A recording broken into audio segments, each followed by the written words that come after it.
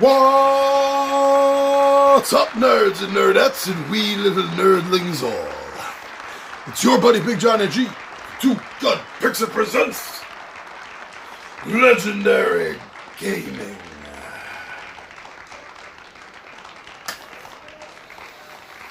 Alright. The spirits don't like it very loud. They don't want to be disturbed. But we are here nonetheless, my friends. We are here to commune with one spirit. The spirit of a murdered individual. The unresting soul of one put into the ground and whose murderer walked free, unknown even.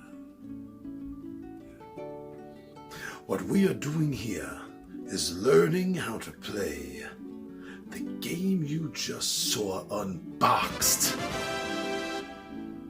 yesterday. Oh yes, my friends, it is time for us to learn how to set up and play Mysterium. Yeah, so you're all playing investigators, psychic investigators. You need to talk to a ghost. Well, we're gonna have to figure out how this game lies on the table, how everything is set up, and how to play this game. So I'll see you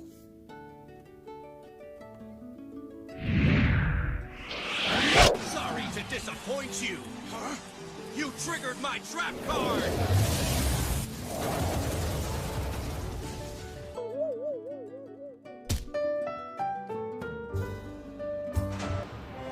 To begin play, each player will choose an investigator and take the appropriately colored intuition token, clairvoyancy level marker, and 6 clairvoyancy tokens. Now these tokens are double-sided. One side has a number from 1 to 6, and the other side has either a check or an X. Now if you're playing a 6 or 7 player game, then you will be using all 6 of your clairvoyancy tokens. If you're only playing a 4 or 5 player game, then you're only going to be playing 4 of them. However, if you're playing a 2 or 3 player game, you're going to get none of them. Each player will place their intuition token on the character progression board at the start of the game. The ghost player will shuffle up the character psychic cards and then will deal out a number based on the difficulty of the game you have chosen. This right now is set up for a 4-player game on a medium difficulty setting, putting out 6 character psychic cards. Then the ghost player will go through his ghost character cards, and he will secretly pick out the matching cards from the players. The ghost player will then take the matching ghost character cards to the character psychic cards. The ghost player will shuffle them up and will deal out the number of players' worth of cards secretly behind the screen.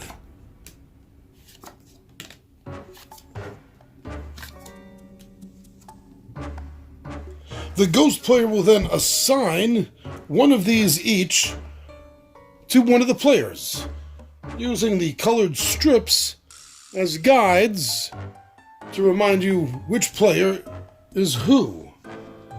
So we had a purple player, a yellow player, and a brown, and white. And then this will continue. You will repeat this process with the location board.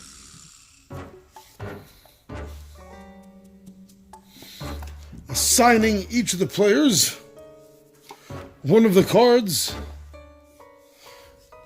as you did last. And finally, with the object cards.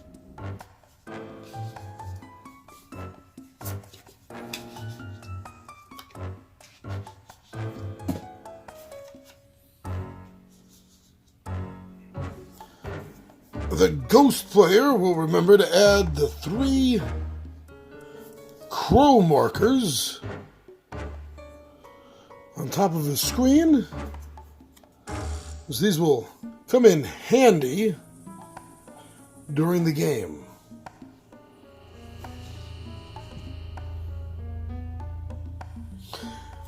The ghost player will take the ghost tokens in the appropriate colors and leave them at the bottom of the screen for each of the player columns.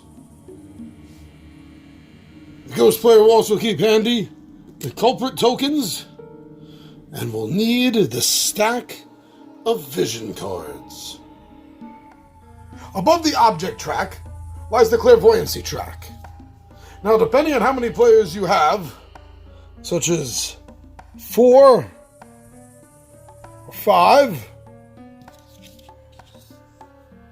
or if you have 6 or 7, in this case a 4-player game, will determine how the top half sits on the board. Each of the players will put their clairvoyancy level trackers to mark off that they are at the 0 spot for the start of the game. Place the clock board down near the players so that they can reach it to keep track of the turns during the game. The ghost player should also keep the sand timer handy. And now with the playing board and the ghost screen set up, let's see how we play Mysterium.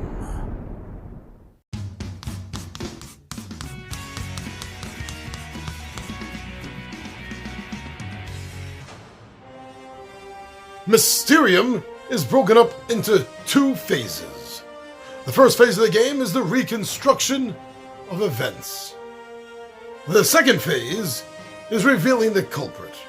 The second phase will only be available if all of the psychics finish their way through phase 1.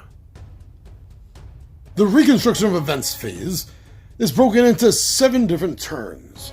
These turns are counted as hours, and after each of the players makes their go, it will advance till 7. Now when it gets to 4, this will be an opportunity, and you'll see what I'm talking about when we get up to it, but any of the players' clairvoyancy tokens that had been used during the game and then were discarded over here, when you get to the 4th hour, these all go back to their rightful owners. And then by the end of the 7th, everyone better figure out their nouns: person, place, and thing. Now the ghost player, it's very important that the ghost player either does as little verbal communication as possible, or actually don't even speak at all. But you're going to be using your deck, and at any time, the ghost player is always going to have 7 cards in front of them that they're going to be able to choose from and use. And at any time that one of these cards is used and given to a player, which we'll get to in a moment, then the ghost will, at that very moment, replace it with a new card. I would suggest just keeping it to 2 cards. no more than that.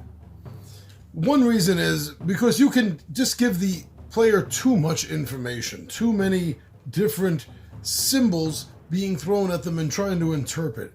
It also works against the idea that you have to, there's a mechanism in the game, which I'll get to momentarily, about how the ghost player can discard their hand and draw new cards if they didn't have anything good. So you can't use it just as a dump. So I would suggest 2 as a maximum. But you would pick a player, like, let's say the green player, you know that this is the guy. This is the guy that the green player has to guess. So maybe you would, and you're going to pass the cards, and you're going to put them face up on the table in front of those individual players. I'm just putting it here so you can see, but this would be put in front of the green player. Maybe you're going to play that card. Why? Because it has a mustache. Then again, every guy, 5 out of 6 of these characters all have mustaches. So maybe that wouldn't get you anywhere. So look, and you see what else that this person has, and you see they have a medal. And they have some driving gloves. Well, you don't have any cards with a car on them, but you do have a bicycle. And maybe as a second card, you might want to throw out, the Eiffel Tower, the bicycle, the Eiffel Tower, trying to get them to think of like the Tour de France. And maybe they'll pick up that this individual has a medal. And then they'll take their marker and they'll place it there, showing that is their guess. But not yet. They don't get to guess yet. Because you're going to do this with each of the players. Each of the players you're going to hand 1 or 2 cards to. In this case, we have it set up for a 4-player game. And then after you hand out the last card to the last player, and I would suggest know the cards you're going to hand out first, would be my suggestion. So you're not sitting there thinking, and because that's going to give the earlier players an unwanted advantage. So know the cards you're going to give out, and then give them out. And when you finish giving out your last card, behind your screen, or in front of the screen, I guess, really, in front of the screen, you're going to put that out. You're going to put out the sand timer. And that is how much time the players, the psychic players, this is how much time that they are going to have to figure out, based on the clues you gave them, who their person may be. They'll each take a guess based on the cards. But not only that, something else gets to happen. Remember your markers, your clairvoyancy tokens that each player has. What you're going to be able to do with these is you're going to be able to make judgment calls on the other players. Now, you're only allowed to make 1 guess per card, per card that is guessed. You cannot guess your own card, where your own marker is. But you could say, okay, so I think the green player is correct. So you're going to put that there. Or maybe the white player thinks you're wrong. Now, you can only have 1 per color, and you can never have your own color on your own space. That's verboten.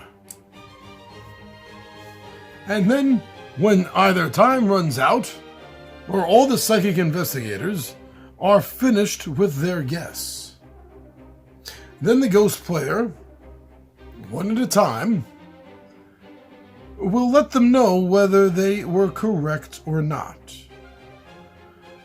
Simply by taking the marker, the token, and placing it where its next stop is going to be, such as maybe back at the beginning. Or perhaps the guess was correct, And those players get to move forward to location. If at any time the ghost player feels that their hand of cards are useless, then they'll be able to take one of the crows that they have perching up on top and discard it. Now, the number of crows will depend on the difficulty level of the game. If you're playing easy, then you'll get one crow per turn that you're able to do this with. We have this set up for the medium game, which means 3 crows in total for the entire game. And if it was hard, then it would just be 1 crow for the duration. By the end of the 4th round, or the 4th hour, then all of the markers that have been used to guess whether the other players are right or wrong will go back to their respective players for the last 3 hours before closing time. If all of the players, all of the investigators, collected their nouns, their people, their places, and their things before the 7th hour was done, then they will advance to the final progression board. Now, an interesting point is how quickly a player has gotten to this point. If, let's say, the purple player had gone through all 3 by the end of the 4th round, there's a difference of 3. So the purple player would gain 3 points. 3 points on the clairvoyancy track. If, let's say, the green player did it with 2 turns remaining, the yellow player with 1, and the final turn, the white token. Also, during the guessing phase, where you were voting on whether you think that the other player's guesses were correct or not, each time you were correct, you will advance another one on the track.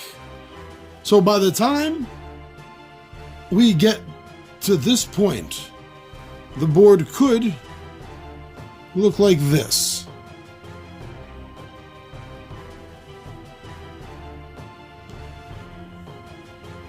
This is going to be very important for the end game. So by the time you get to this point, each of the investigators have their guesses. And you, the ghost, will assign to remember each one and their guesses. So at this point we know that the murderer, we know the place, and we know the weapon, but we don't know which one. So we're going to assign numbers. The ghost will flip each of the character portraits that represent their individual guesses, and on the other side will be found a number. The ghost player will take the appropriate tokens marked 1, 2, 4, and 6. The ghost player decides which is the correct lineup. The ghost player will take the token that is the correct choice and will secretly, quietly, and upside down, face down that is, place it in the center of the board. Now at this point the ghost player is going to go through their hand of 7 cards, and they're going to pick out 3. 3 cards, 1 card to represent the culprit, the place, and the weapon, the object. Now remember, since this is number 2, that is going to be the magician, the dark cabin, and the frying pan. So you look through your hand, and maybe for the cabin,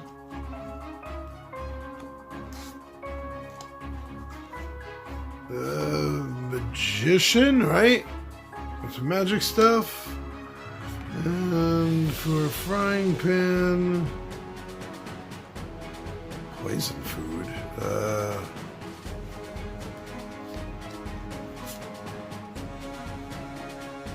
I don't know, maybe like a hunt. Food, you know, you gotta hunt food. Maybe that would be it. But the players aren't gonna know which card represents what, because you're gonna mix them up to the point where you forget. Then you're gonna do it backwards and sideways and forwards, and left ways and right ways, until you don't know yourself. The players can't follow. And then you're gonna place the cards face down, right on the table. And this is where the track comes in so importantly. Players that are within the 1 card, see there's a 2 card and a 3 card. Players that are within the 1 card, such as the white player, will only get 1 card to make their judgment on. While the green player, after the player makes their choice, the green player would get to look at both the first and the second card, being in this range. The yellow and the purple are both within the 3 card range. So after the green player makes their vote, then the yellow and the purple player get to see all 3 cards to make their decision. Each player will take their character envelope, and they will take their vote, and they will place it in there until all players have made theirs. After all the players have made their choice, it will be revealed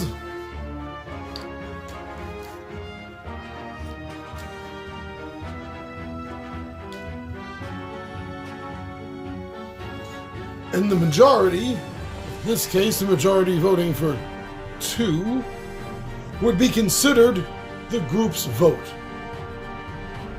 Now if none of the tokens had a majority, then the player that is further along the track, in this case purple, would get to choose what the group's answer is. Now if, let's say, there was a tie, then according to the rules, the eldest player gets the choice. And after that choice is finalized, then the culprit will be revealed.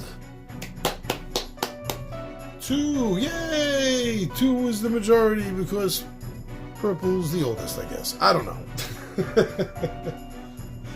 And that, in a nutshell, is how Mysterium is run. And there you go, all wrapped up. That is how you play Mysterium, my friends.